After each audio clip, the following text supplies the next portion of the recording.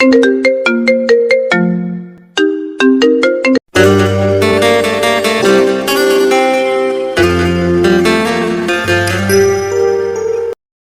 নতুন ভালোবাসার গল্প পেতে আমাদের চ্যানেলটি সাবস্ক্রাইব করে পাশে থাকা বেল আইকনে ক্লিক করুন। ধন্যবাদ। চোখ মুছতে মুছতে কলেজের গেট দিয়ে ঢুকতেছি, হঠাৎ করে কিছু একটার সাথে ধাক্কা খেলাম। আসলে চোখের মধ্যে একটা ময়লা পড়েছিল, তো তাই চোখ মুছতে মুছতে হাঁটতেছি। চোখ খুলে দেখি একটা মেয়ে আমার সাথে ধাক্কা খেয়ে পড়ে যায়, আর উঠেই ঠাস ঠাস করে দুইটা চড় বসিয়ে দেয়। এই কুত্তার বাচ্চা, দেখে চলতে পারিস না? এই ভদ্রভাবে কথা বলেন, আমি ইচ্ছা করে ধাক্কা দিইনি, আর আপনি দেখে চলতে পারেন না? এই ছোট লোকের বাচ্চা, তোর সাহস তো কম না, আমার মুখে মুখে তর্ক করিস? এই আপনি আমাকে যা ইচ্ছা বলেন, মা বাবাকে নিয়ে কিছু বলবেন না, তাহলে কিন্তু। তাহলে কি করবি তুই? তুই জানিস আমি কে? আমি চাইলে 1 সেকেন্ডের মধ্যে তোকে এই কলেজ থেকে বের করে দিতে পারি। মেয়েটার কথা শুনে মুহূর্তের রাগ উঠে গেল। মনে মনে ভাবলাম, আমি যদি একবার আমার আগের রূপ দেখাই তাহলে বুঝবি আমি কি জিনিস। নিজেকে সান্ত্বনা দিলাম যে আমি এখানে লেখাপড়া করতে আসছি, কোনো ঝামেলায় পড়তে নয়। আমার চুপ করে থাকা দেখে মেয়েটা আরো কয়েকটা গালি আর কিছু হুমকি দিয়ে চলে গেল। চারপাশে কি স্টুডেন্ট দাঁড়িয়ে দাঁড়িয়ে তামাশা দেখতেছিল। একজন বলল, ভাই নিজের ভাই নিজেই কোরাল দিছো। মানে? মেয়েটাকে চিনো? না। কলেজে আজ মনে হয় নতুন। ট্রান্সফার নিয়ে আসছি, 3য় সেমিস্টার। ও আচ্ছা, সেজন্যই তো। মেয়েটার বাবা এই কলেজের সভাপতি, ক্ষমতাবান ব্যক্তি, এক নামে সবাই চেনে। মেয়েটা বাবার ভয় দেখিয়ে যা ইচ্ছা তাই করে, ওর সাথে কি টিক্কার দিতেই পারে না। ছেলেটার কথা শুনে আমি হাসতেছি। তারপর ছেলেটা বলল, কি ব্যাপার, হাসছো কেন? না এমনি। আচ্ছা যাই ভাইয়া, পরে কথা হবে। এরপর ক্লাসের দিকে হাঁটা দিলাম। চলেন এবার আপনাদের পরিচয়টা দিয়ে দেই। আমি জুয়েল, ডিপ্লোমা ইঞ্জিনিয়ারিং এ পড়তেছি। আপাতত আমার কেউ নাই, এই ধরেন এতিম। আবার এটা ভাইবেন না যে আমার বাবা মা নেই, সবাই আছে, কিন্তু আমাকে বাসা থেকে বের করে দিছে। এখনো কিছু বুঝতেছেন না তো চলেন বুঝিয়ে বলি। আমি ছিলাম বখাটে ছেলেদের লিডার। এমন কোনো খারাপ কাজ নেই যেটা আমি করিনি। মারামারি, রাজনীতি, এমনকি মাদকের ব্যবসাও করেছি। প্রতিদিন আমার নামে বাসায় বিচার আসতো। বাবা প্রতিদিন আমাকে অনেক বকাঝকা করতেন, কিন্তু কোনো লাভ হতো না। এভাবেই দিন যাচ্ছিল, আর বাবা আমার উপর দিন দিন ক্ষেপে কাঠ হয়ে যাচ্ছিল। একদিন আমার এক বন্ধু এক মেয়েকে প্রপোজ করে, কিন্তু বন্ধু বখাটে বলে মেয়েটা রিজেক্ট করে দেয়। তারপর আমরা মেয়েটার বাসায় গিয়ে ওর বাবাকে মেরে মেয়েটাকে বাসা থেকে উঠিয়ে নিয়ে আসি, কিন্তু ভুলবশত কারণে মেয়েটা পালিয়ে যায়। পরে আমাদের সবার নামে মামলা দেয়, সেজন্য বাবাকেও থানায় যেতে হয়। অনেক কষ্টে জরিমানা দিয়ে বাবা আমাকে বাসায় নিয়ে আসে। এবার সবার সামনে ডান গালে একটা চড় বসিয়ে দিয়ে বলে, তোর মতো ছেলের দরকার নেই, আজ থেকে তুই এই বাসায় থাকতে পারবি না। আমি মনে করব আমার কোনো সন্তান ছিল না, তোর মতো কুলাঙ্গারকে জন্ম দিয়ে ভুল করেছি। বেরিয়ে যা এখন বাসা থেকে। যদি জীবনে কোনোদিন ভালো হতে পারিস তখন সামনে আসবি, আর না হলে আমি মরে গেলেও আসবি না। মা দাঁড়িয়ে দাঁড়িয়ে সবকিছু দেখতেছিল, কিছু বলার থাকলেও বলতে পারছে না, কারণ বাবার কথার উপর কথা বলার সাহস আম্মুর আজও হয়ে ওঠেনি। বাবার কথাগুলো সহ্য করতে না পেরে বাসা থেকে বের হয়ে গেলাম। সেদিন ভেবেছিলাম বাসা থেকে বের হয়ে গেলে ভালো থাকতে পারবো, কিন্তু না। যখন বাইরে চলে আসলাম দেখলাম আমার পাশে কেউ নাই। আমার রাজনীতি, গুন্ডামি, এলাকার বড় ভাই কেউ ছিল না। রাস্তার কুকুর পর্যন্ত আমাকে ঘৃণার চোখে দেখেছে। অনেকজনকে কল দিলাম, কেউই আমাকে সাহায্য করতে আসেনি। সেদিন রাতটা রাস্তার পাশে একটা ল্যাম্প পোস্টের নিচে কাটাই। আমি একা না, আমার পাশে কিছু কুকুরও ছিল। তখন বুঝলাম মাথার উপরে বাবার ছায়াটা কতটা গুরুত্বপূর্ণ।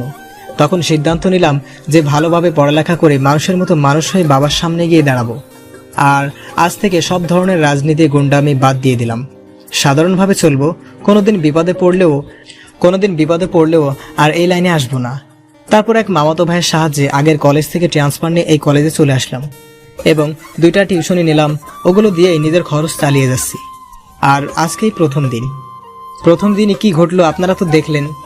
আপনাদের পরিচয় দিতে দিতে প্রিন্সিপালের রুমে চলে আসলাম। আসসালামু আলাইকুম স্যার, আসতে পারি? আসো, কি চাই? স্যার, আমাকে জাহিদ ভাই পাঠিয়েছে, আপনার সাথে কথা বলার জন্য বলেছে। ও আচ্ছা আচ্ছা, তোমার কথা আমাকে জুয়েল বলেছিল।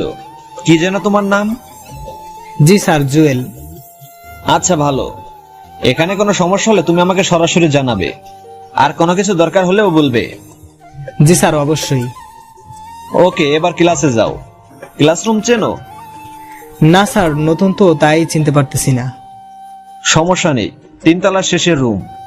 আর আমি অন্য স্যারদেরকে বলে দেবো তোমার কথা, সবার সাথে পরিচিত হয়ে নিও। যাও, ভালো করে লেখাপড়া করবে। ধন্যবাদ স্যার, আসসালামু আলাইকুম। তারপর অফিস থেকে বের হয়ে ক্লাসে গেলাম। সবাই অনেক চিল্লাচিল্লি করতেছিল, আমাকে দেখে সবাই ভূত দেখার মতো স্তব্ধ হয়ে গেল। আসলে হওয়ারই কথা, ওরা এতদিন ধরে ক্লাস করছে, আমাকে তো এর আগে দেখেনি।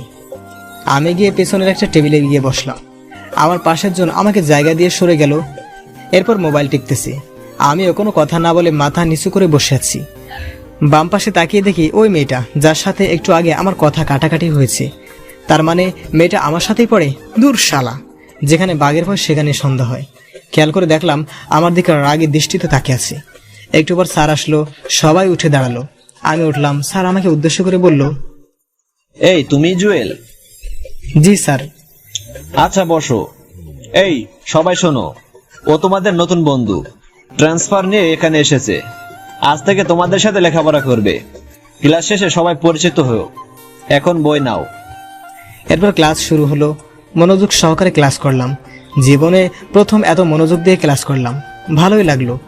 ক্লাস শেষে আমার পাশে থাকা ছেলেটা একটা হাত বাড়িয়ে দিয়ে বলে, হাই, আমি হাকিম। হ্যালো, আমি জুয়েল। আগে কোথায় ছিলা? আগের ঠিকানা দিলাম। ও আচ্ছা, ভালো। একটা কথা বলতাম। বলো।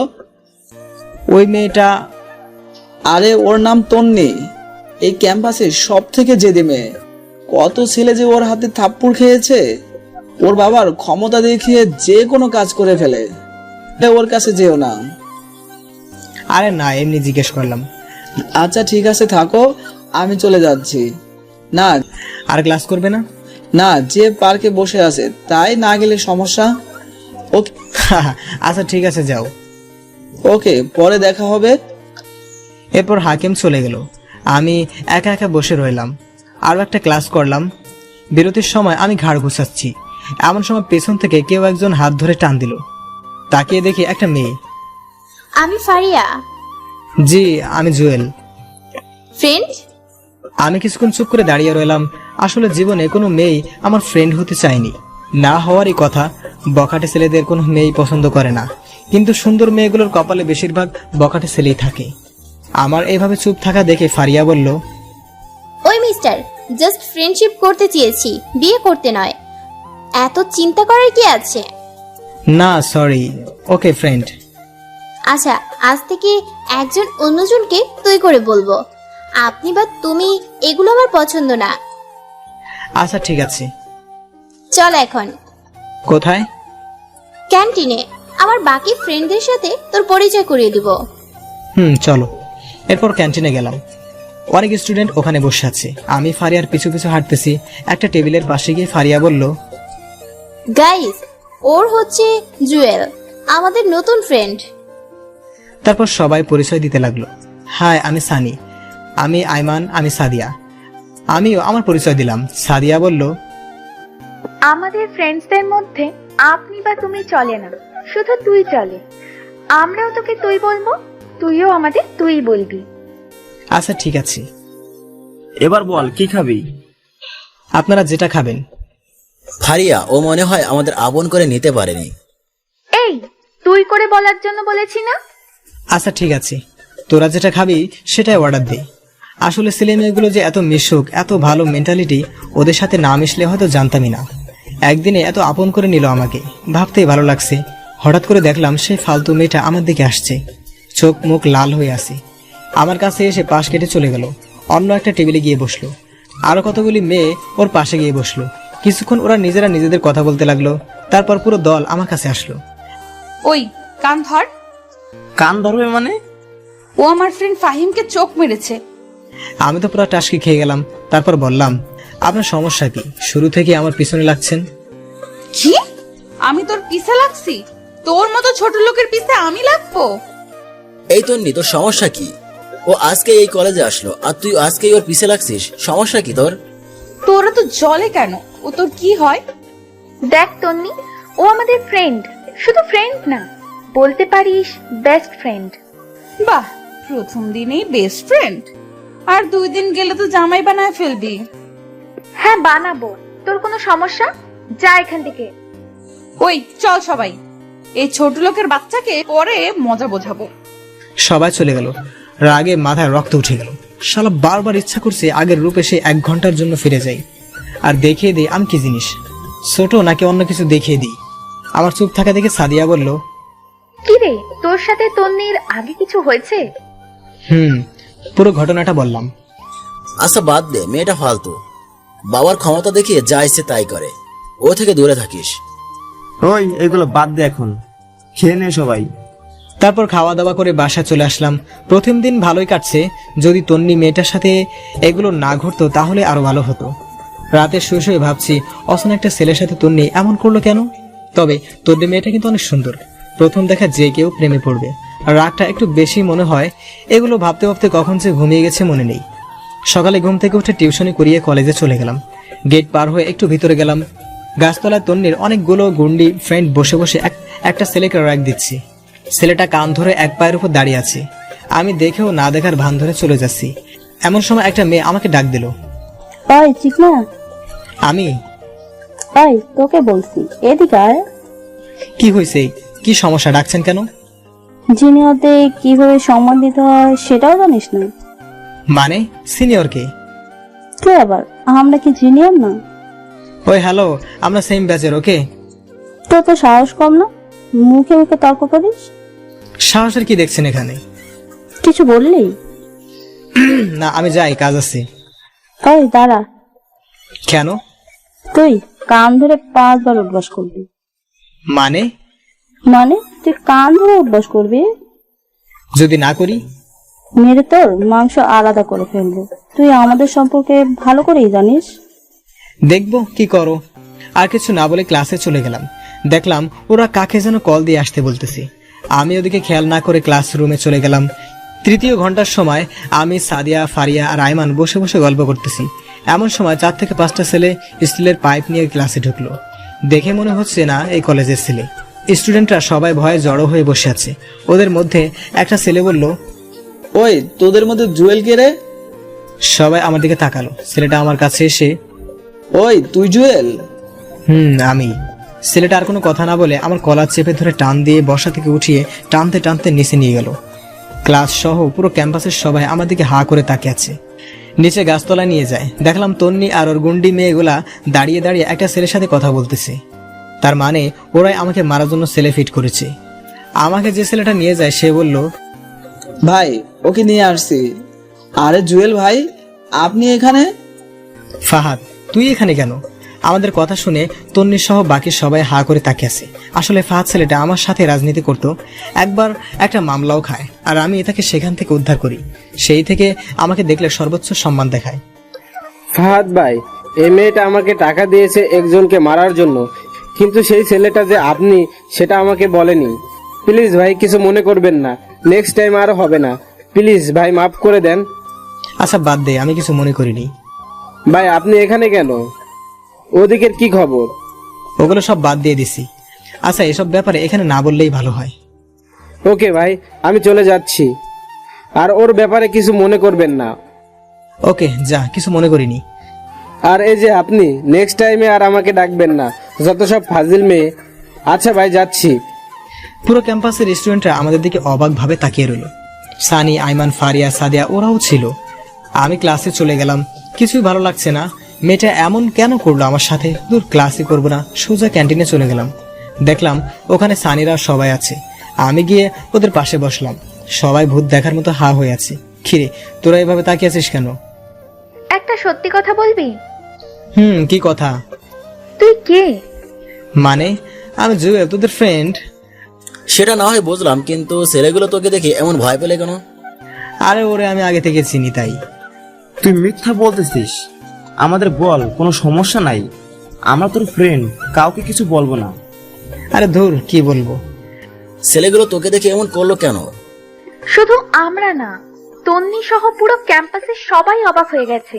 এর কারণ কি? আরে ধুর, আমি নিজেই জানি না। তার মানে তুই সত্যিটা বলবি না, এই তো?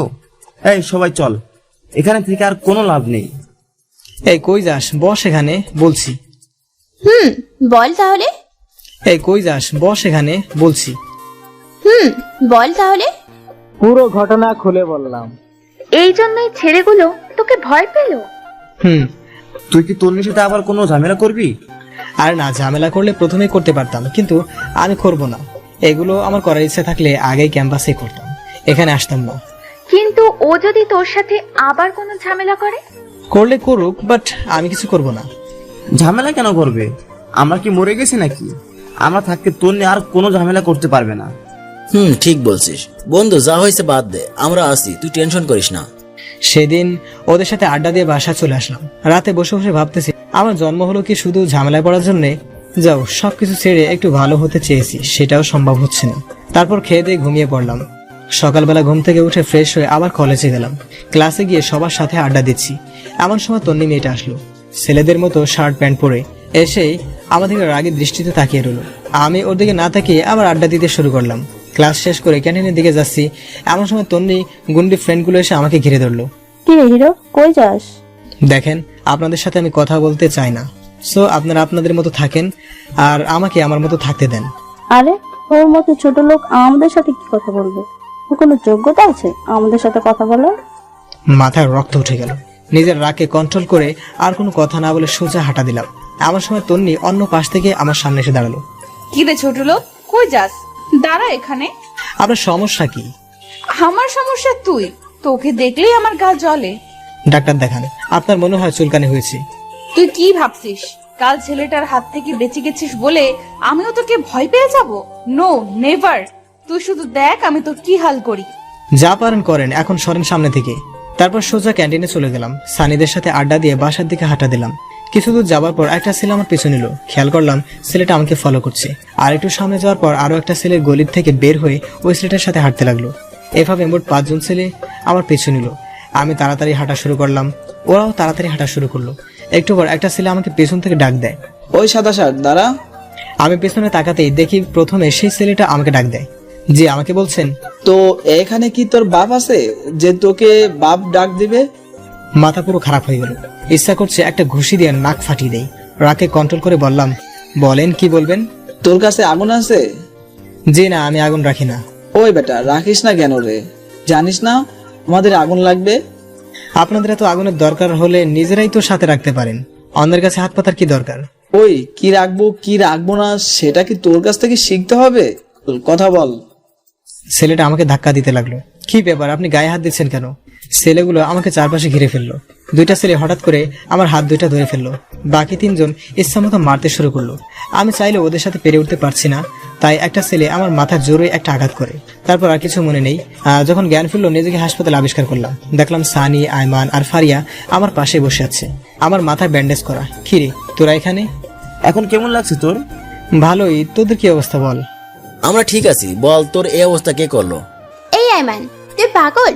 ওর মাত্র জ্ঞান আসলো আর তুই এখনই প্রশ্ন শুরু করে দিলি? ও আগে একটু সুস্থ হোক, তারপর সবকিছু জানতে পারবি। ডাক্তার বলেছে বিকেলবেলা নিয়ে যেতে পারবো। সাদিয়া কই রে? ওর আম্মু অসুস্থ, বাসায় চলে গেছে। একটু আগেও এখানে ছিল। তুই আজকে আর ম্যাচে যাওয়ার দরকার নেই, আমাদের বাসায় চল। ভালো হলে তারপর ম্যাচে যাবি।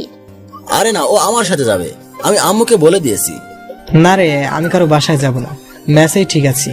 তোদের টেনশন করার দরকার নেই, তোরা বরং এখন যা, পারলে বিকেল বেলা আসিস, আর না পারলে আসার দরকার নেই, আমি বাসায় যেতে পারবো। আরে মাথা খারাপ নাকি? তোকে এভাবে রেখে যাবো না। এই ফারিয়া, তুই মেয়ে মানুষ, বাসায় বকাঝকা করবে। তুই বরং বাসায় চলে যা, আমরা জুয়েলকে বাসায় দিয়ে এসে তারপর যাব। আচ্ছা ঠিক আছে, কোনো দরকার হলে কল দিস। ওকে, যা তাহলে, কাল ক্যাম্পাসে আসলে দেখা হবে। এরপর ফারিয়া চলে যায়। সানি আর আয়মান বিকেল পর্যন্ত আমার সাথেই ছিল। বিকেলবেলা আবার ম্যাচে ফিরে গেলাম। এখন মোটামুটি ভালো লাগছে। এভাবে প্রায় 1 সপ্তাহ কেটে যায়। সানি, আয়মান সময় পেলে এসে দেখা করে যায়। সাদিয়া, ফারিয়াও কয়েকবার আসছিল আর নিয়মিত গ্রুপে কথা হয়। 1 সপ্তাহ পর কলেজে যাওয়ার জন্য রেডি হলাম। সানি আর আয়মান আমার সাথেই গেল। ভিতরে গেলাম, দেখলাম ফারিয়া আর সাদিয়া। চল ক্লাসে যাই। অনেকদিন ক্লাস করিনি। আরে আজব, তোরা তো প্রতিদিনই কলেজে আসিস, তাহলে ক্লাস করিসনি কেন? আরে বেটা, তোরে ছাড়া ক্লাস করে কোনো মজা আছে? চল ক্লাসে চল। চল। আচ্ছা শোন, দুটো ক্লাস করে চলে আসবো। কেন? আজকে একটু ঘুরতে যাব, অনেকদিন কোথাও ঘুরতে যাই না। আচ্ছা দেখা যাবে, এখন চল। তৃতীয় তলায় ওঠার সাথে সাথে দেখলাম ওই গন্ডি তন্নি মেয়েটা আর ফালতু বান্ধবীগুলোর সাথে দাঁড়িয়ে দাঁড়িয়ে হাসাহাসি করতেছে। আমাকে দেখে এগিয়ে আসলো। কিরে, তুই এখনো বেঁচে আছিস? আমি তো ভাবছি সেদিনেই মরে গেছিস। ওই তোর সমস্যা কি রে? তুই ওর সাথে এমন করলি কেন? ভাগ্যিস সেদিন আমরা ছিলাম না, তাহলে দেখতি। তন্নির সাথে সাথে সানের কলার চেপে ধরে তারপর বলে, কি দেখাতি তুই? ডানা গজাইছে তাই না? বেশি পাকনামি করলে আজই টিসি লাথে দিয়ে কলেজ থেকে বের করে দিব। দেখি তোর কোন বাপ আমার কি করতে পারে। এই তোর বাবা কলেজের সভাপতি বলে যা ইচ্ছে তাই করবি নাকি? তুই চুপ থাক শালা ফালতু। তন্নি, তুই কিন্তু বেশি করে ফেলছিস। এই কলেজে আমরাও বেতন দিয়ে পড়ালেখা করি, তোর বাবার টাকায় পড়ি না। সো কথাবার্তা ঠিক করে বলবি। ওই এই ছোট লোকের বাচ্চার জন্য তোদের এত দরদ কেন? ও ছোট লোক হোক আর যাই হোক, ও আমাদের ফ্রেন্ড। আর ওর বাবা তোর 14 গোষ্ঠীকে কিনতে পারবে। মানে? তোকে এত মানে বোঝাতে পারবো না। জায়গা দে, ক্লাসে যাব। আই শোন, তোরা খুব ভালো করে জানিস আমি জিনিস। সো এখনো সময় আছে, ওই ছোট লোকের বাচ্চার সাথে আর মিশবি না। সেটা তোকে জিজ্ঞেস করে আমরা করব না। দেখ তোদের কি হাল করি। একটা তো একটুর জন্য বেঁচে গেল, তোরা কি করে বাঁচিস সেটা আমি খুব ভালো করে দেখব। যা পারিস কর। আমি এতক্ষণ দাঁড়িয়ে দাঁড়িয়ে ওদের কথাগুলো শুনতেছিলাম। ক্লাসে গিয়ে নীরবে বসে রইলাম। কি রে, কি ভাবছিস? আমার জন্মই হয়েছে শুধু ভেজালের মধ্যে পড়ার জন্য মনে হয়। আরে টেনশন করিস না, সব ঠিক হয়ে যাবে। তারপরও তন্নি যদি তাদের কোনো ক্ষতি করে, ওর তো বিশ্বাস নেই। আরে কিচ্ছু করতে পারবে না। তারপরও একটু পর স্যার আসলো, এসে প্রি টেস্ট পরীক্ষার কথা জানিয়ে দিয়ে গেল। 1 সপ্তাহ পর পরীক্ষা। স্যার চলে যাওয়ার পর ক্যান্টিনে গিয়ে নাস্তা করে বাসায় চলে আসলাম। বাকিরাও সবাই চলে যায়। এই 1 সপ্তাহ আর ক্যাম্পাসে যায়নি। যদি তন্নি মেয়েটা কোনো ঝামেলা করে পরে দেখা যাবে এই পরীক্ষাটা মিস হয়ে যাবে। তার চেয়ে ভালো কলেজে না যাওয়াটাই উত্তম। সানি আর আইমানের সাথে বিকেলবেলা বসে বসে আড্ডা দিতাম। দেখতে দেখতে পরীক্ষার দিন চলে আসলো। রেডি হয়ে কলেজে চলে গেলাম। গেটের সামনে আমানের সাথে দেখা। কি রে, আসছিস? আমি তোর জন্য দাঁড়িয়ে আছি। বাকিরা কোথায়? ওরাও ছিল, আমি পাঠিয়ে দিয়েছি। ও আচ্ছা, চল হলরুমে যাই। হলরুমে গেলাম। সানিকে দেখলাম এক দৃষ্টিতে সাদিয়ার দিকে তাকিয়ে আছে। আমি গিয়ে ওর কাঁধে হাত দিলাম। খিরে কি দেখোস? আরে মামা, চলে আসছিস? ওদিকে কি দেখোস? সাদিয়াকে নাকি পাশেরটাকে? আরে না, তোরা আসছিস না দেখে ওদিকে তাকিয়ে রইলাম আর কি। বুঝি বুঝি, সব বুঝি। ফ্রেন্ড হয় আমাদের, ভুলেও অন্য চিন্তা করিস না। পরে দেখবি ফ্রেন্ডশিপটাই নষ্ট হয়ে গেছে। তুই শালা এক লাইন বেশি বুঝিস। আচ্ছা বাদ দে, ভিতরে চল। চল। ভিতরে গিয়ে সিট নাম্বার খুঁজতে লাগলাম। অবশেষে মাঝখানে একটা টেবিলে আমার সিট পড়লো। আমার পাশেই দেখি তন্নের সিট। মেয়েটা প্রথমে বসে আড্ডা দিচ্ছিল। আমাকে দেখে যেন মাথায় আকাশ ভেঙে পড়লো। তারপর বলল, ওই কুত্তা, তুই এখানে কেন? এই ভদ্রভাবে কথা বলেন, এখানে আমার সিট, তাই আমি এখানেই। কিন্তু তুই আমার পাশে বসতে পারবি না। সেটা আপনি স্যারকে বলেন, আমি এখানেই বসবো। সেদিনের মায়ের কথা ভুলে গেছিস? আজকেও তোর একই অবস্থা করব। যা পারেন করেন, বাট আমি এখান থেকে কোথাও যাচ্ছি না। দেখ আমি কি করি। দূর, এই মেয়েটা থেকে যতই দূরে থাকতে চাই ততই কাছে চলে আসি।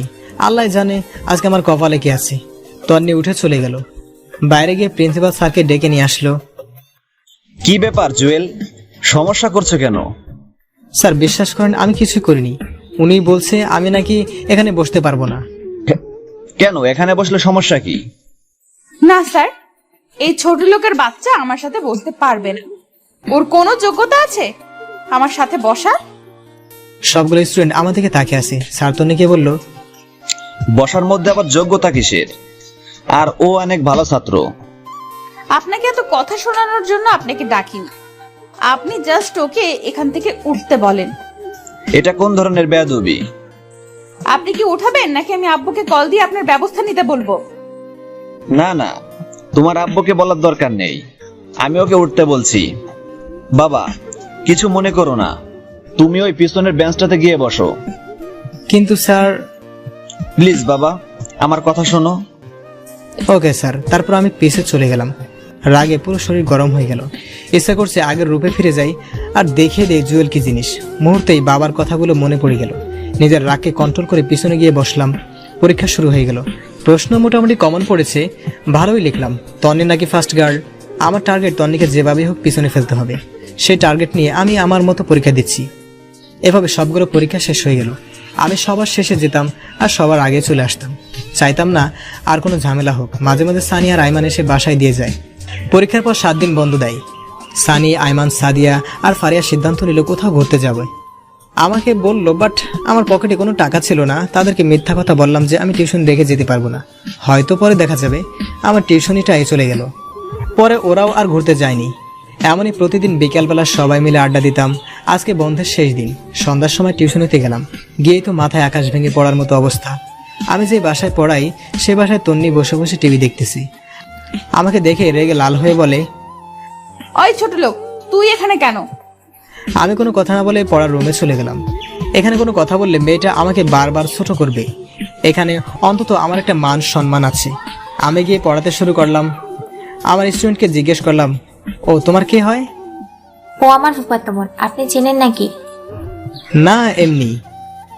আরে ভাইয়া, ও তো আপনাদেরই কলেজে পড়ে, দেখেননি কখনো? একবার মনে হয় দেখেছিলাম, সেজন্যই তোমাকে জিজ্ঞেস করলাম। আচ্ছা বাদ দাও, তুমি বই বের করো। তারপর বই বের করে পড়তে শুরু করলাম। তন্নি আমাকে দেখেই ওই মামিকে, মানে আমার স্টুডেন্টের আম্মুকে বারবার কি যেন বলতেছি। ওর মামিও কি যেন চিন্তা করলো। তারপর কাকে কল দিয়ে কথা বললো। আমি ওর দিকে খেয়াল করলাম ওরা কি করতেছে, কিন্তু স্পষ্ট বোঝা যাচ্ছে না। আমি পড়ানো শেষ করে বাইরে চলে যাব। এমন সময় স্টুডেন্টের আম্মু এসে আমাকে বলে, এই নাও কি এখানে আন্টি? তোমার এই মাসের বেতন। কিন্তু আন্টি, আমার তো এখনো মাস শেষ হয়নি। জানি, কিন্তু তোমার পড়ানো আমাদের ভালো লাগছে না, তাই আমরা লিজার জন্য অন্য টিচার ঠিক করেছি। তোমাকে আর আসার দরকার নেই। মুহূর্তে পায়ের নিচ থেকে মাটি সরে যেতে লাগলো। এই 2টা টিউশনে দিয়েই আমি লেখাপড়ার খরচ চালাই, খাওয়া দাওয়া করি। আর তন্নি আমার পেটে লাথি দিল। বাহ, আসলে নিয়তি কি থেকে কি করে বলা যায় না। আমি আর কোনো কথা না বলে ওই বাসা থেকে চলে আসলাম। তন্নিকে দেখলাম দাঁড়িয়ে দাঁড়িয়ে হাসতেছে। ফকিন্নি, তোহে যদি কোনো জায়গা মতো পাই তখন বোঝাবো জুয়েল কি জিনিস। আপাতত এই শহর, এই ক্যাম্পাসে নতুন, তাই কিছু করছি না। নিজের ফাউন্ডেশনটা ঠিক করে নিই, তারপর দেখবি। পরের দিন কলেজ খুললো, কিন্তু গেলাম না। কেমন যেন বিরক্ত লাগছে। সানি, আইমান অনেকবার কল দিয়েছে, ধরিনি। রাস্তা বের হলাম। যদি 2 থেকে 1টা টিউশনি পাই তাহলে আপাতত চিন্তাটা কমবে। কিন্তু এই নিষ্ঠুর শহরে কোনো কিছু সহজে পাওয়া যায় না। মাথার উপর বাবার ছাদ যে কি জিনিস এখন হাড়ে হাড়ে টের পাচ্ছি। ইচ্ছে করছে আবার আব্বু আমার কাছে ফিরে যাই, কিন্তু সেটা অসম্ভব। আমি যে কাজগুলো করেছি সেগুলোর জন্য আব্বু আম্মু জীবনও আমাকে ক্ষমা করবে না। সেদিন বাসায় এসে খাওয়া দাওয়া না করেই ঘুমিয়ে গেলাম। ঘুম থেকে উঠে দেখি ফারিয়া কয়েকবার কল দিয়েছে। আমি ব্যাক করলাম। কিরে, কি অবস্থা? ওই হারামি, কল ধরিস না কেন? সরি রে, ঘুমেছিলাম। বল, কি হয়েছে? কালকে ক্যাম্পাসে আসিসনি কেন? কালকে তোকে স্যাররা অনেক খুঁজছিল। কেন? আমি আবার কি করলাম? আগে বল, ট্রিট দিবি? আচ্ছা বাবা, দিব। এখন বল, কি হয়েছে?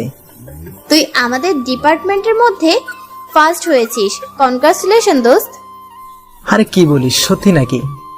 তোর কি মনে হয় আমি মিথ্যা বলছি? আচ্ছা ঠিক আছে, তোরা ক্যাম্পাসে থাক, আমি আসতেছি। তাড়াতাড়ি রেডি হয়ে কলেজে চলে গেলাম। মনের মধ্যে অন্যরকম একটা আনন্দ বয়ে যাচ্ছে। তন্নিশালী এবার ঠেলা বোঝ। বাবার সভাপতি আর নিজে একটু মেধাবী হওয়ার কারণে যা ইচ্ছা তাই বলেছিস আমাকে। এবার তোকে বোঝাবো আমি কি জিনিস। কলেজে চলে গেলাম, সবাই ছিল।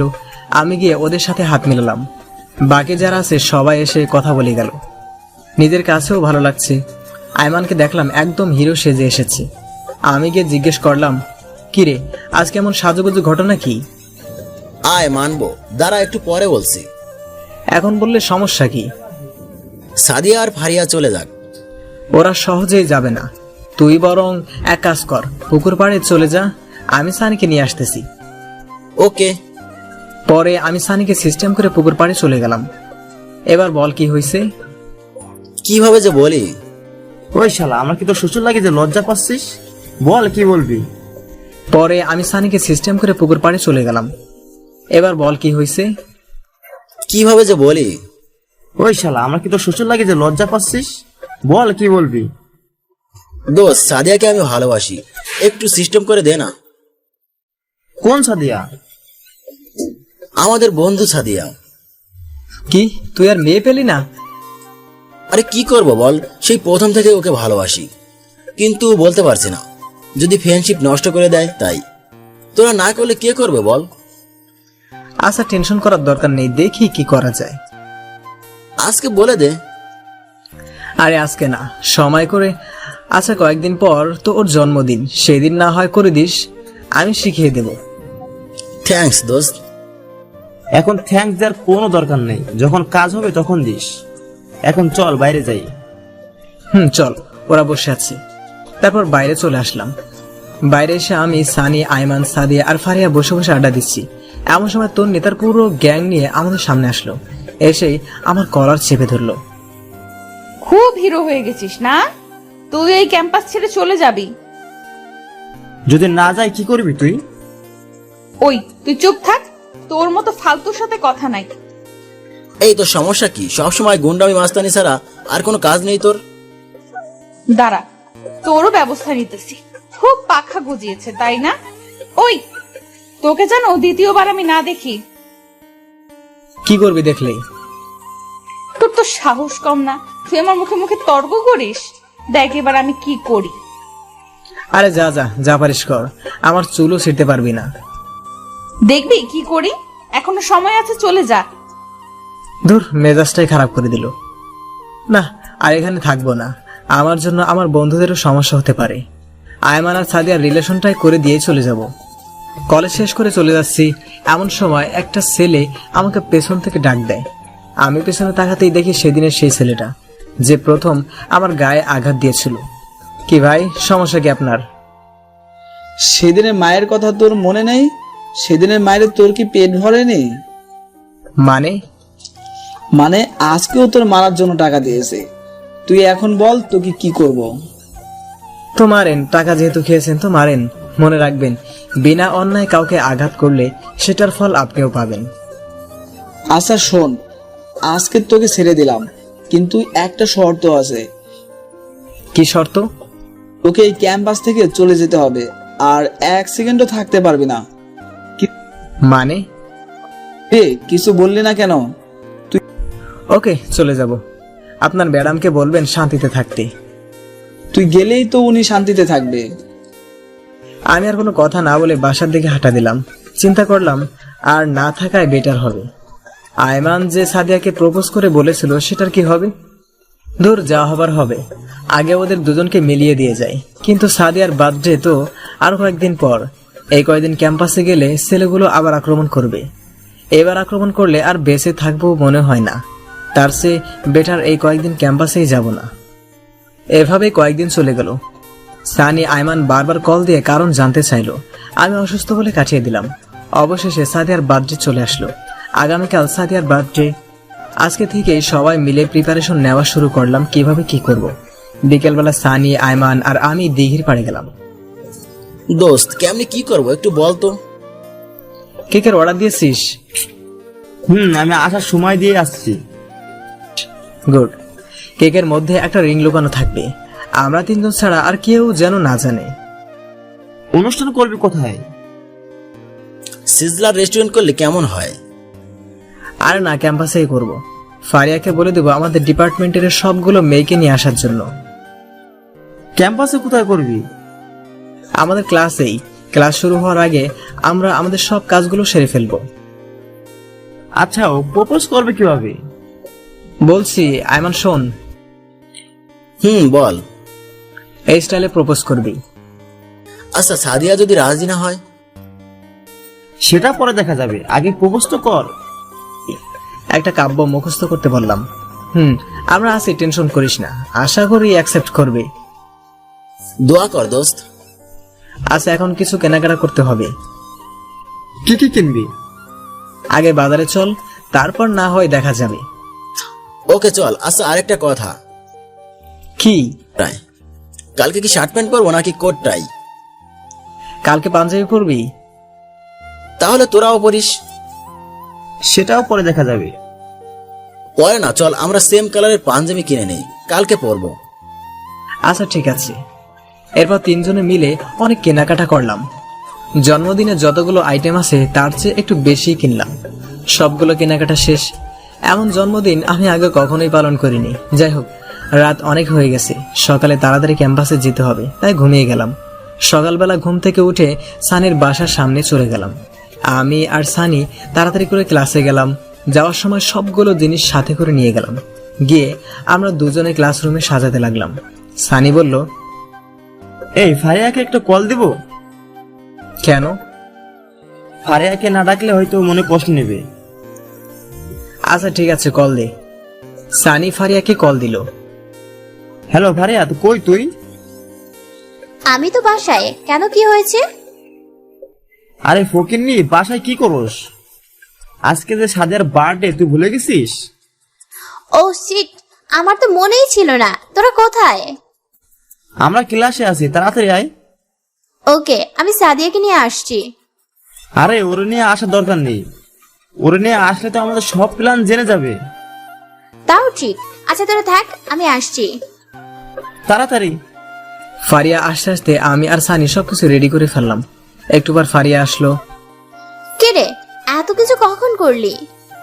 পরে শুনিস, এখন একটা কাজ কর। কি কাজ? সাদি আসছে কিনা দেখ, যদি আসে তাহলে ক্লাসে আসে দিস না। আমাদের এখনো অল্প কিছু কাজ বাকি আছে। আচ্ছা ঠিক আছে। তো দাঁড়িয়ে আছিস কেন? যা বাইরে গিয়ে দেখ। এই তুই আইমানকে একটা কল দে তো। ওয়েট, দিতেছি। কি ব্যাপার দুলা ভাই, কই আপনি? তাড়াতাড়ি আয়।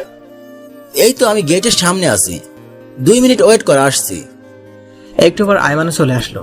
আমাদেরও সবকিছু রেডি। বাহ, এত সুন্দর লাগছে ক্লাসরুমটা দেখে, শরীরে একটা ভাব চলে আসলো। বন্ধু, আমার তো শরীর কাঁপতেছে। কেন? কিভাবে যে প্রপোজ করব, আগে কখনো কাউকে করিনি তো, তাও এরকম একটা পরিবেশে। কবিতাটা মুখস্থ করেছিস? ওটা মনে মনে রিভিশন দে। দিতেছি তো। কথা বলতেছি এমন সময় ফারিয়া কল দিল। হ্যালো জুয়েল। বল। সাদিয়া তো আসছে, এখন কি করব? আচ্ছা নিচে দাঁড়া, আমি আসতেছি। তাড়াতাড়ি আয়। এরপর আমি চলে গেলাম। যাওয়ার সময় সানিকে বললাম সবগুলো ফ্রেন্ডকে ক্লাসে ডেকে নিয়ে আসতে। এরপর আমি নিচে চলে গেলাম। গিয়ে দেখি ফারিয়া আর সাদিয়া দাঁড়িয়ে দাঁড়িয়ে কথা বলতেছে। আমি যাওয়ার পর, কি রে, তোর আবার কি হয়েছে? কেন, আমার আবার কি হবে? নীল পাঞ্জাবি গায়ে দিয়ে আসলি, ঘটনা কি? আরে কিসের ঘটনা, এমনি একটা কারণ আছে। তো কারণটা কি আমরা জানতে পারি না? ওই সব জানতে পারবি, এখন ক্লাসে চল। ওকে চল। ওই দাঁড়া। আবার কি হলো? আমি কোনো কথা না বলে ওর চোখগুলো আড়াল করে ধরলাম। কি রে, চোখ ধরছিস কেন? তোর জন্য একটা সারপ্রাইজ আছে, এখন হাঁটতে থাক। আমি সাদিয়ার চোখগুলো ধরে ক্লাসে নিয়ে যাচ্ছি, আর পুরো ক্লাসের সবাই আমাদের দিকে হা করে তাকিয়ে আছে। আমাদের এমন কর্মকাণ্ড দেখে সবাই আমাদের পিছন পিছন আসতে লাগলো। যাই হোক, অবশেষে ক্লাসে নিয়ে গেলাম। ক্লাসেও অনেকগুলো বন্ধু ছিল। আমি ক্লাসে নিয়ে গিয়েই ওর চোখ খুলে দিলাম আর বললাম সারপ্রাইজ। সবাই একসাথে বলে উঠলো হ্যাপি বার্থডে। আমিও বললাম happy birthday Sadia, happy birthday to you. Sadia এমন কাণ্ড দেখে অবাক হয়ে যায় আর সাথে সাথে আমাকে জড়িয়ে ধরে। সাদিয়া যখন আমাকে জড়িয়ে ধরে, বেচারা আয়মান এক বুক মনে কষ্ট নিয়ে আমার দিকে তাকায়। মনে মনে বললাম শালা সারা জীবন তোকেই জড়িয়ে ধরবে। তারপর আমি বললাম যা কেকটা কাট। সাদিয়া কেক কাটতে গেল। সানি কয়েকজন বন্ধুর হাতে অনেকগুলো বাজি দিয়ে দিল। সবাই বাজি ফাটাইতেছে, আবার অনেকে স্প্রে মারতেছে। এসব কাণ্ড দেখে ফারিয়াও অবাক হয়ে গেল। সাদিয়া মোমবাতি নিভালো, সবাই একসাথে উইশ করলাম। যখন সে কেক কাটবে তখনই কেকের ভিতর থেকে একটা রিং বের হয়। রিং দেখে সাদিয়া আরো বেশি অবাক হয়ে যায়। আমি আয়মানকে ইশারা দিলাম এবার তোর কাজ সেরে ফেলতে। আয়মান আস্তে আস্তে সাদিয়ার সামনে গেল। রিংটা হাতে নিয়েই ফিল্ম স্টাইলে হাঁটু গেড়ে বসে আমি যে বাক্যটা শিখিয়ে দিয়েছিলাম সেটা বলতে লাগলো।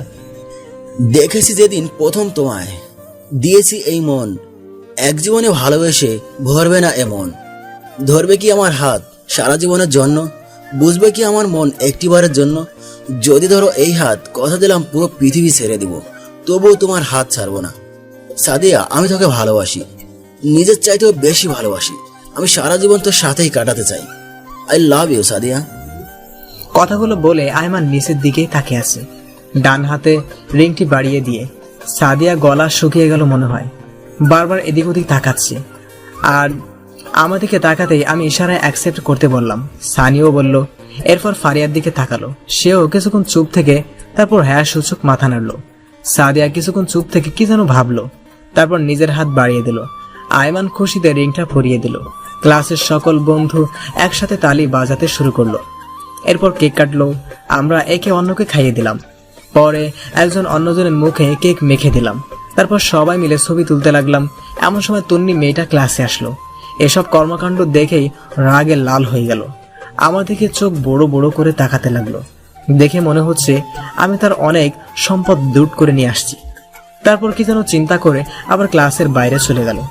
তন্নিকে দেখে আমারও কেমন যেন একটা টেনশন চলে আসলো। আল্লাহ জানে আজকে আবার কি করে। যাই হোক, সবকিছু শেষ। আমরা সবাই কলেজ থেকে বের হয়ে গেটের সামনে গেলাম। দেখলাম একটা পুলিশের গাড়ি। আমরা গেট পার হয়ে বাইরে আসতে একটা পুলিশ আমার কলার চেপে ধরে বলল, ওই তোর নাম জুয়েল? জি। চল তাহলে। কোথায়? শ্বশুর বাড়ি। আমার অপরাধ? বাহ, শ্বশুর বাড়ি কি জিনিস তাহলে বুঝে গেছিস। অপরাধ কি সেটা থানায় গেলেই বুঝতে পারবি। স্যার, আপনি বিনা কারণে ওকে নিয়ে যেতে পারেন না। আগে কারণটা তো বলে যাবেন। ওই তোরা চুপ থাক, তোদের ব্যবস্থা নিচ্ছি। আর আগে এই হালারে একটু দেখে নেই। একথা বলে আমার কলার চেপে ধরে গাড়িতে তুললো। কোনো কিছু বুঝে ওঠার আগেই থানায় নিয়ে গেল। থানার ভিতরে নিয়ে গিয়ে আমার হাত দুটো বেঁধে ইচ্ছা মতো পেটাতে লাগলো। একটু পর থানার বড় স্যার আসলো। স্যার দেখেন না, ওরা আমাকে বিনা অপরাধে নিয়ে এসেছে, মারধর করতেছে। কেন ইপ্রেজেন্ট করার সময় এই কথা মনে ছিল না? মানে? আসছে আমার ধোয়া তুলসীর পাতা, এখন সবকিছু জেনেও না জানার ভান ধরেছে। স্যার আমি সত্যি বলছি, আমি কিছুই করিনি। চুপ কর। তুই জাহিদ সাহেবের মেয়ের সাথে ইপ্রেজেন্ট করিসনি? আজকে সকালে তো ওর গায়ে হাত দিয়েছিস। ও তোর নামে মামলা করে গেছে। তার উপর জাহিদ সাহেবও রেগে আগুন। স্যার বিশ্বাস করেন, আমি কিছুই করিনি, ও মিথ্যা বলছি। আমরা তো কুচি খোকা, কিছুই বুঝি না। এত ছেলে থাকতে তোর নামে কেন বিচার দিল? নিশ্চয় তোর ভিতর কোনো ঘাবলা আছে। স্যার আমি সত্যি বলছি।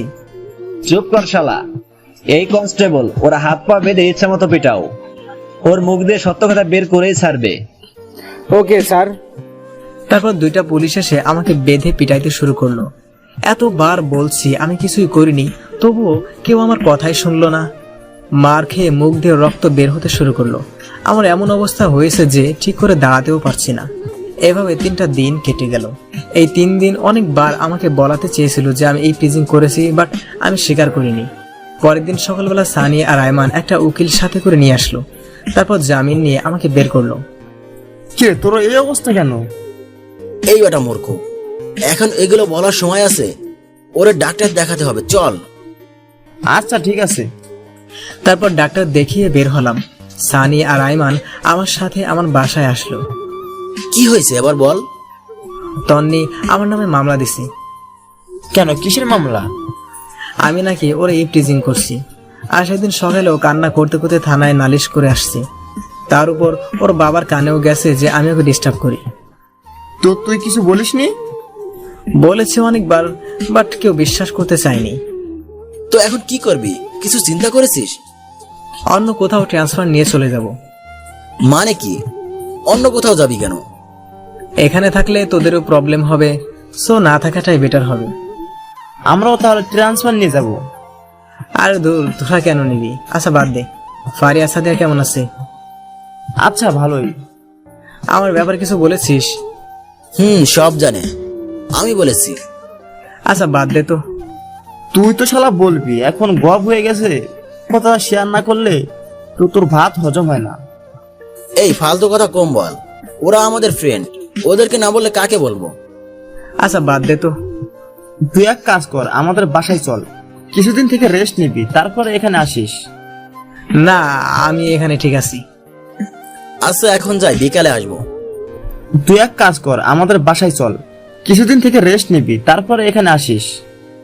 না, আমি এখানে ঠিক আছি। আচ্ছা এখন যাই, বিকালে আসবো। ওকে যা। এরপর ওরা চলে গেল। আমি মেডিসিন খেয়ে ঘুমিয়ে গেলাম। পুরো শরীর ব্যথা করতেছি। বিকেলবেলা ওরা সবাই আসলো। ফারিয়া সাদিয়াও আসলো। সবাই মিলে আড্ডা দিলাম। এরপর যে যার মতো চলে গেল। আম্মুর কথা মনে পড়লো, আজকে যদি নিজের বাসায় থাকতাম হয়তো এতটা একা লাগতো না। এভাবেই কিছুদিন কেটে গেল। আমিও মোটামুটি সুস্থ, সব কিছুই করি, বাট কলেজে যাই না। ট্রান্সফার নিব করে নেওয়াও হচ্ছে না। পরের দিন কলেজে যাচ্ছি ট্রান্সফারের ব্যাপারে কথা বলতে। রাস্তায় বের হয়ে হাঁটতেছি, এমন সময় তন্নি একটা বাইক নিয়ে আমার সামনে এসে ব্রেক করলো। কিরে, তুই এখনো বেঁচে আছিস? শালা, এই দুনিয়াতে কারো বিশ্বাস নাই। পুলিশকে তো সুন্দর করে সবকিছু বুঝিয়ে বললাম, তারপরেও তোকে ছেড়ে দিল। যাই হোক, এখন কোথায় যাচ্ছিস? কলেজে। কি? তোকে না বলেছি ক্যাম্পাসের কাছেও না আসতে, তারপরেও তুই কলেজে যেতেছিস? কলেজকে আপনার একার নাকি? তুই মুখে মুখে তর্ক করিস আবার। দাঁড়া দেখ আজকে তোর কি হাল করি, শালা ছোট লোকের বাচ্চা। মুহূর্তেই মাথার রক্ত উঠে গেল। এই, তুই কোন জমিদারের মেয়ে? যত সব ফালতু বখাটে, লজ্জা করে না তোর ছেলেদের পিছনে লাগতে? তোর সাহস তো কম না, তুই আমাকে ফালতু বলিস, আবার বখাটেও বলিস। দেখ এখন বখাটে কি করে। একথা বলে ঠাস করে একটা বসিয়ে দিলাম। তারপর আবার বলে, তুই শুধু একবার কলেজে আয়, তারপর দেখ আমি তোর কি হাল করি। একথা বলে বাইক স্টার্ট দিয়ে টান দিল। আমি আবুলের মতো গালে হাত দিয়ে ওর চলে যাওয়ার দিকে তাকিয়ে রইলাম। ও এত জোরে বাইক চালাচ্ছে দেখে আমার নিজেরই শরীর কাঁপতেছে। একটু পর যা দেখলাম তাতে আমার পুরো শরীর স্তব্ধ হয়ে গেল। তন্নি একটা বাসকে ওভারটেক করতে গিয়ে অন্য একটা বাসের সাথে ধাক্কা খেয়ে পড়ে যায়। রাস্তায় অনেক গড়াগড়ি খায়। আমি কিছুক্ষণ স্বপ্ন দেখার মতো দাঁড়িয়ে রইলাম। তারপর দৌড়ে দিয়ে গিয়ে সেখানে গেলাম। তন্নির মাথা ফেটে রক্ত বের হচ্ছে। বাম হাত ও বাম পায়ে অনেক আঘাত খেয়েছে মনে হয়। বাম পায়ের দুইটা আঙ্গুল ভেঙে উল্টে গেছে। সাথে সাথে অনেক মানুষ সেখানে জড়ো হয়ে যায়। তারপর ওরে কোলে নিয়ে একটা সিএনজি ডেকে নিয়ে তাড়াতাড়ি হাসপাতালে নিয়ে গেলাম। মাথা থেকে প্রচুর রক্ত বের হচ্ছে। রক্ত বন্ধ হচ্ছে না দেখে আমি আমার শার্টটা খুলে ওর মাথায় বেঁধে দিলাম। তাড়াতাড়ি করে হাসপাতালে নিয়ে গেলাম, এমার্জেন্সিতে পাঠিয়ে দিলাম। আমার নিজেরও কেন জানি খারাপ লাগতেছে, হয়তো আমার জন্য এসব হয়েছে। আমার সাথে রাগারাগি করে হয়তো ওর মেজাজটা খারাপ হয়ে গেছে, সেজন্য স্পিডে বাইক চালাইছি, তাই এই অ্যাক্সিডেন্টটা করছে। বসে বসে ভাবতেছি, একটু পর একটা ডাক্তার রুম থেকে বের হলো। রোগী আপনার কি হয়? জি, ও আমার ফ্রেন্ড। ওর ফ্যামিলির কাউকে কল দিয়ে আসতে বলেন, দরকার আছে। তেমন কাউকে তো আমি চিনি না, কি দরকার আপনি আমাকে বলেন। ওনার অনেক রক্তক্ষরণ হয়েছে, ইমার্জেন্সি রক্ত লাগবে। ওকে, আমি দিব। আপনার এক ব্যাগে কিছু হবে না, কমপক্ষে 3 ব্যাগ লাগবে। আচ্ছা দাঁড়ান, আমি দেখি কি করা যায়। তাড়াতাড়ি করেন। এরপর আমি আয়মানকে কল দিলাম। হ্যালো দোস্ত, কই তুই? এই তো বাসায় রেডি হচ্ছি, কলেজে যাব। দোস্ত তাড়াতাড়ি করে সানিকে নিয়ে আলকিমি হাসপাতালে আয়। কেন, কি হয়েছে? তোর কিছু হয়নি তো? আর না, আমি ঠিক আছি, তোরা 10 মিনিটের মধ্যে আয়। ওকে, আসছি, তুই বাইরে দাঁড়া। ওকে, তাড়াতাড়ি আয়। অনেকক্ষণ পর সানি আর আয়মান আসলো। কি রে, এত দেরি কেন? আরে রাস্তায় জ্যাম ছিল। এখন বল কি হয়েছে? বলার সময় নেই, তাড়াতাড়ি ভিতরে চল, রক্ত দিতে হবে। কাকে রক্ত দিতে হবে? পরে বলছি, আগে চল। এরপর ভিতরে গিয়ে ডাক্তারের সাথে কথা বলে 3 জনেই রক্ত দিলাম। তন্নির রক্ত গ্রুপ AB পজিটিভ, যার কারণে সহজে আমাদের সবার রক্ত গ্রহণ করতে পেরেছে। রক্ত দিয়ে বাইরে এসে বসলাম। এবার বল রক্ত কার জন্য? তন্নির জন্য। মানে? পুরো ঘটনাটা ওদের সাথে শেয়ার করলাম। তুই ওরে বাঁচালি কেন? তোর মনে নাই ও তোর সাথে কি কি করেছে? তুই আমার জায়গায় থাকলে কি করতি? দেখ, ও আমার সাথে অন্যায় করেছে, আমিও জানি। আমারও অনেক ইচ্ছা ছিল ওরে একটা শিক্ষা দিতে, কিন্তু উপরওয়ালা যে ওরে এত বড় শাস্তি দিবে আমি কল্পনাও করিনি। আচ্ছা বাদ দে, তুই যে ওরে হাসপাতালে নিয়ে আসছিস সে কি জানে? না, আজ জানার দরকারও নেই। তোরাও কিছু বলিস না। না বললে সে ভাববে সে নিজে থেকেই বেঁচে গেছে। ভাবুক, আমরা যে রক্ত দিয়েছি সেটাও বলার দরকার নেই। ওর জ্ঞান ফিরে আসার আগেই আমরা এখান থেকে চলে যাব। কিন্তু ওরে একটা শিক্ষা দেওয়া উচিত ছিল। আচ্ছা 1 মিনিট, তোর শার্টটা কই? তন্নির মাথা বেঁধে দিয়েছিলাম, এখন মনে হয় কেবিনে। তো এখন কি করবি?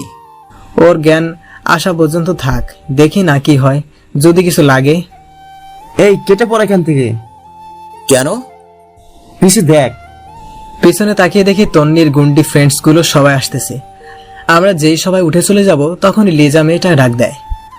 তন্নির অনুপস্থিতিতে লিজাই লিডারের দায়িত্ব পালন করে। ওই দাঁড়া। সবাই দাঁড়ালাম। তোদের লজ্জা করে না? মেয়েটা অ্যাক্সিডেন্ট করেছে শুনে হাসপাতালে এসে ওকে মারার চেষ্টা করতেছিস? সানি রেগে কিছু একটা বলতে যাবে, এমন সময় আমি ইশারায় না করে দিলাম।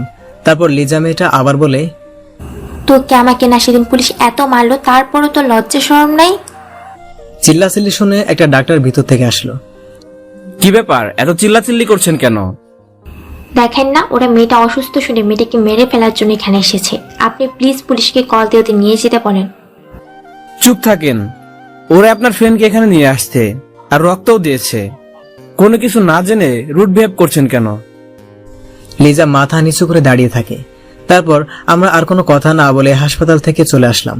ভাবছিলাম তন্নির বাবাকে গিয়ে বলবো, এখন যেহেতু ওর বান্ধবীরা আসছে ওরাই বলবে, আমাদের আর না বলাই ভালো হবে। তারপর যে যার মতো বাসায় চলে গেলাম। 15 থেকে 20 দিন চলে গেল। আমি বিকেলবেলা একটা পার্কের পাশে গিয়ে বসলাম। আগে তো এই সময় টিউশনি করিয়ে সময় কাটাতাম, কিন্তু তন্নি তো সেই টিউশনিটাও বন্ধ করে দিল। বসে বসে ভাবতেছি ট্রান্সফার কিভাবে নিব। হঠাৎ করে কেউ একজন আমার কাঁধে হাত দেয়।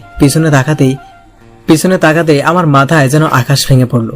তাকে দেখি এটা তন্নি। তুমি এখানে? জানো আমি তোমাকে কত খুঁজেছি।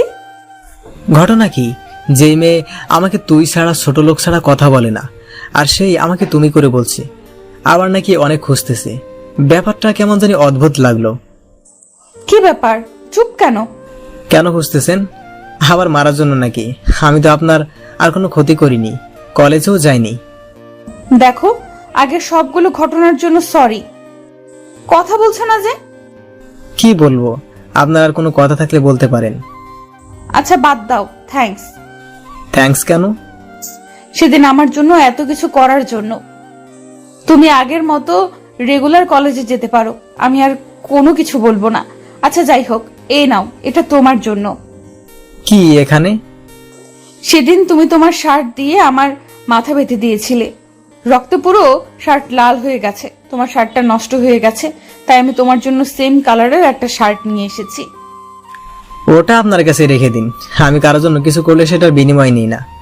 একথা বলে সেখান থেকে উঠে হাঁটা দিলাম। তন্নি কয়েকবার আমাকে ডেকেছে, বাট আমি কোনো উত্তর না দিয়ে চলে আসছি।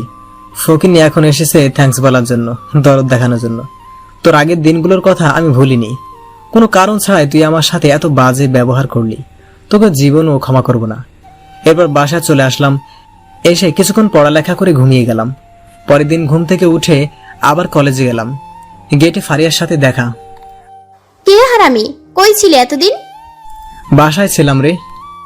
তাহলে কলেজে আসিসনি কেন? ও আচ্ছা, ভালো কথা। তুই নাকি ট্রান্সফার নিয়ে নিবি? নিব ভাবছিলাম, কিন্তু এখন আর নিব না। যাক, ভালোই হবে। তো বল, এখন কি অবস্থা? এই তো ঠিকঠাক। সাদিয়া কোথাও আসবে না? ও ভিতরে আছে, চল। ওকে। তারপর ভিতরে চলে গেলাম। আয়মানও আছে। দুজনে প্রেম করতেছে। আমাদেরকে দেখে দুইজন দুই দিকে তাকালো। হয়েছে, আর ভাব ধরতে হবে না।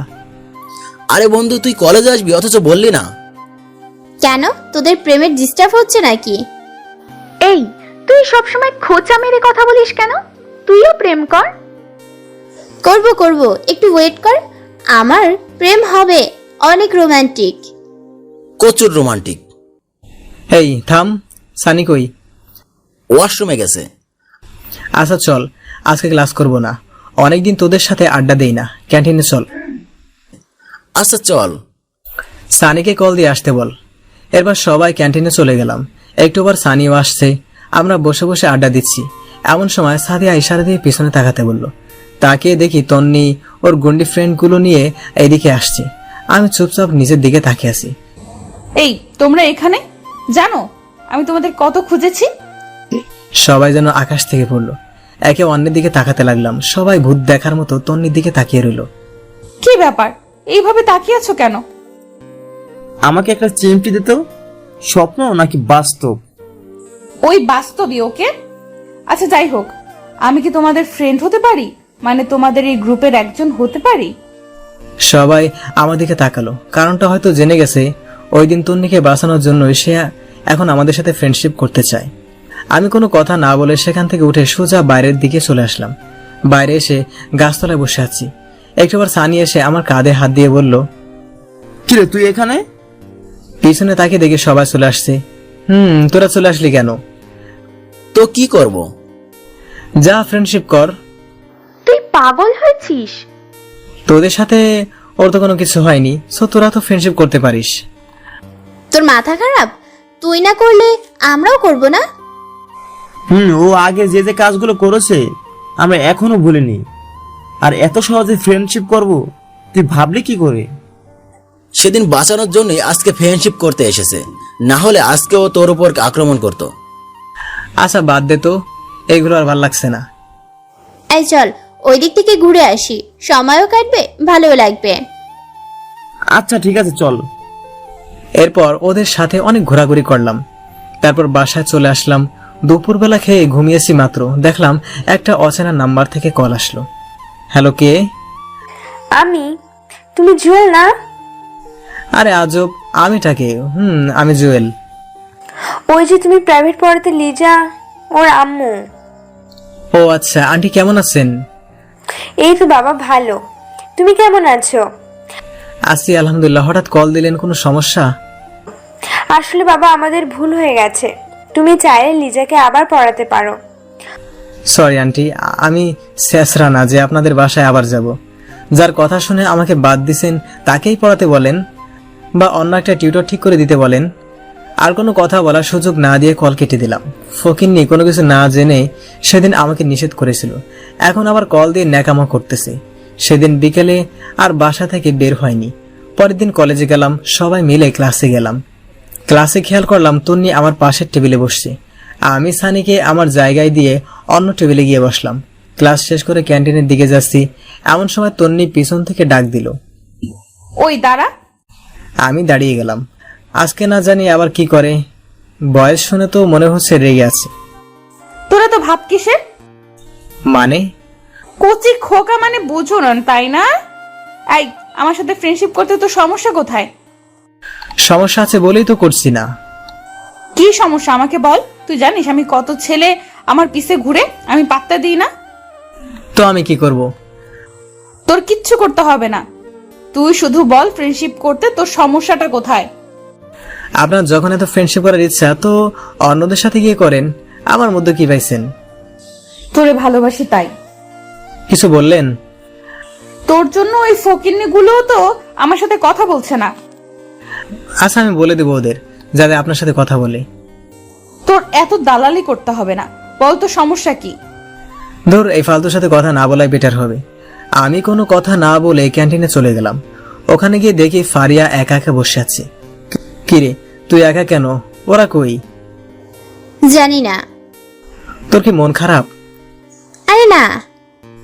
মিথ্যা বলিস কেন? কি হয়েছে বল। দোস্ত, তোকে একটা কথা বলবো, তুই প্লিজ কাউকে বলিস না। আচ্ছা ঠিক আছে, বল। আমার একটা ছেলের সাথে রিলেশন আছে। বাহ, এত খুশির খবর তুই এতদিন বলিসনি কেন? বলিনি, অনেক সমস্যা ছিল তাই। আচ্ছা বুঝলাম, এখন মন খারাপ কেন? ফয়সালের বিয়ে ঠিক হয়ে গেছে অন্য একটা মেয়ের সাথে, আমি ওরে ছাড়া থাকতে পারবো না। আরে থাম থাম, এখানে অনেক লোক, কান্নার দরকার নেই। এখন বল, ছেলেটাকে সত্যি সত্যি ভালোবাসি? তো ছেলেটাকে বল তোকে নিয়ে পালিয়ে যেতে। আর এতদিন ছেলেটার কথা বলিসনি কেন? ছেলেটা কে? তন্নির মামাতো ভাই। আমাদের নবীন বরণের দিন সে কলেজে আসে, আমাকে সেদিন প্রথম দেখেছিল, অনেকদিন আমার পিছে ঘুরেছে, তারপর প্রপোজ করে। আমিও ওর অনেক খবর নিলাম, তারপর রাজি হয়ে গেলাম। এত ছেলে থাকতে তন্নির মামাতো ভাই, তো আমাদের বলিসনি কেন? তোর সাথে তন্নি যা করলো, তখন যদি আমি ওর মামাতো ভাইয়ের কথা বলতাম, তোরা সবাই আমাকে রিয়াক্ট করতি, তাই। তাহলে এখন বললি কেন? আর কোনো উপায় নেই। তার মানে আমরা তোর উপকারের বন্ধু, রিয়েল বন্ধু না? না দোস্ত, আমি সেটা মেন করিনি। এখন কিছু একটা কর, আমি ওরে ছাড়া থাকতে পারবো না।